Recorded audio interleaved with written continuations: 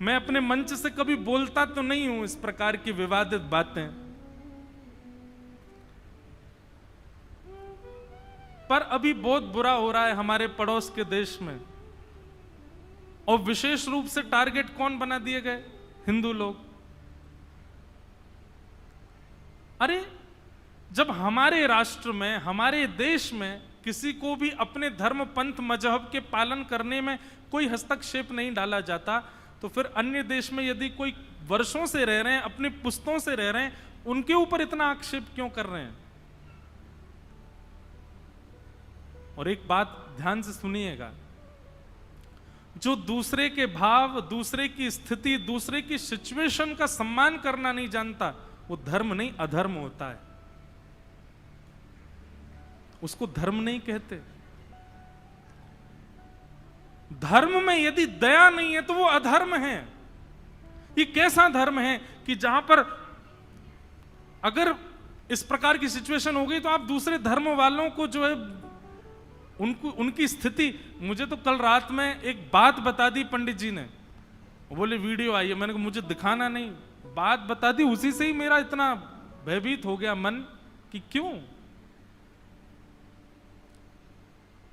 माफ कीजिएगा, जहां पर इस प्रकार की भावना हो वो धर्म नहीं है, वही अधर्म है, वही पाप है।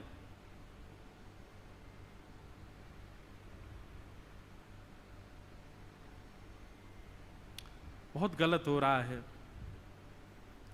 श्री पंडरीनाथ भगवान के चरणों में प्रार्थना है कि कृपा करें, सद्बुद्धि प्रदान करें ऐसे लोगों को जो इस प्रकार से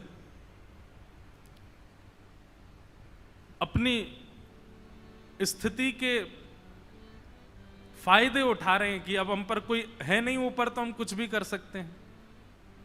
इस्कॉन का तो कितना वहां पर अभी सुनने में आया, वो मंदिर में जाकर के क्या क्या उपद्रव मचाए इन लोगों ने, और मुझे तो पता नहीं, वीडियोस के माध्यम से ही पता चला। ऐसी भक्ति वेदांत स्वामी श्री प्रभुपाद जी के विषय में भी मैंने सुना कि जिस समय भुखमरी में था बांग्लादेश, उस समय स्वामी जी ने कितने अपने अनुयायियों से कह करके, कितने बड़े बड़े लोगों से कह करके चंदा इकट्ठा किया उस देश के लिए। आज उसी देश के ऊपर, उसी देश के लोग वहीं पर ही इस प्रकार का भाव रखते हैं, अनुचित है। यह धर्म नहीं है, यही अधर्म है, यही सबसे बड़ा अधर्म है। और मैं आपको दावे से एक बात कह दूं, हमारे आपके क्या, हमारे आगामी 100 वंशों तक भी भारत में यह कभी नहीं होगा। भारत में ऐसी स्वभाव कभी आ ही नहीं सकता। हमारा नाम है हिंदू, हम हिंदू कहलाए जाते हैं। हिंसया दूयते हृदयम यस्य से हिंदू। हम लोगों का स्वभाव पता है कैसा है? हिंसा देख करके हमारे हृदय में पीड़ा होती है। अभी वही लोग, जो लोग ये गलत काम कर रहे हैं वहां पर, कल को वही यदि हमसे शरण मांग लेंगे ना तो भारत दे भी देगा। भारत का स्वभाव है ऐसा। और हमारी 100 पुश्तों तक भी भारत में तो ऐसा कभी नहीं हो सकता कि इस प्रकार का अत्याचार किसी अन्य धर्म के ऊपर किया जाए।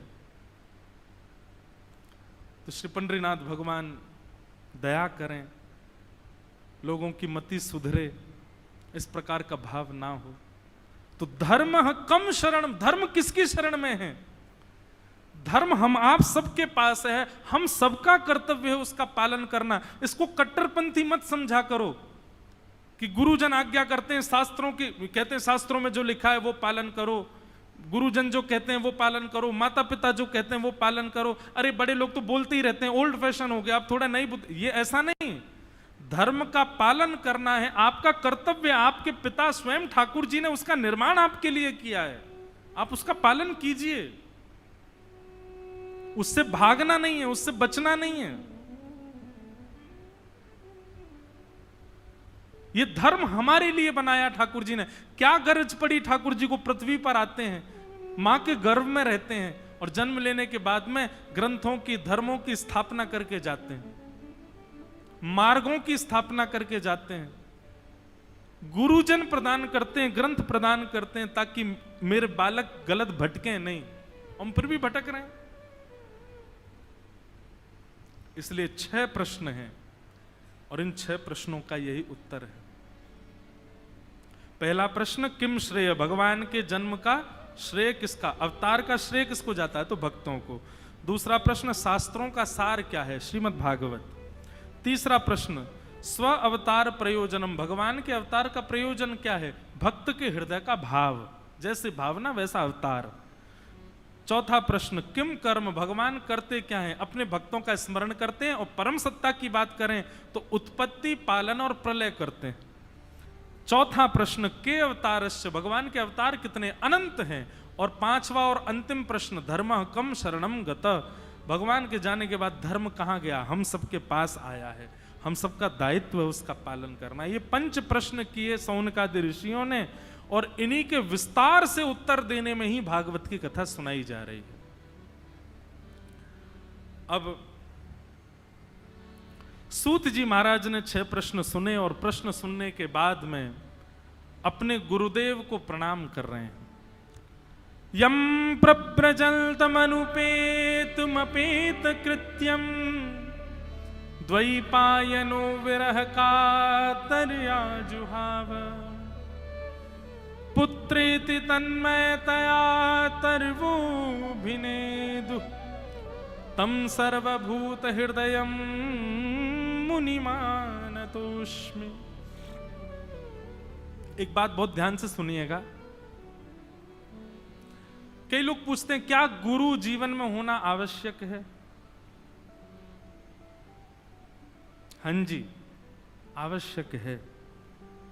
ये संप्रदाय और गुरु परंपरा ये इसलिए निर्माण की गई हैं ताकि आपको एक मार्ग बताया जा सके। आप पूछ रहे हैं गुरु होना आवश्यक है, तो ये इस प्रकार का सवाल है कि पंढरपुर से बंबई जाने के लिए गाड़ी जरूरी है, पैदल चले जाएं?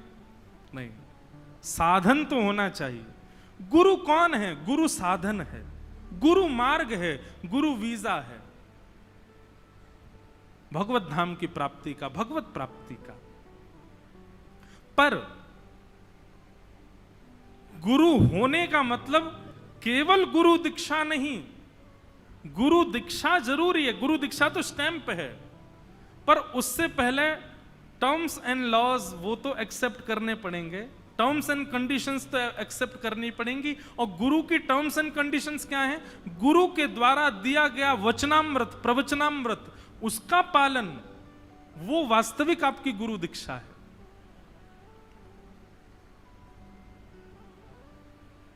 सूरदास जी महाराज का भाव है, दृढ़ इन चरणन केरो भरोसो, दृढ़ इन चरणन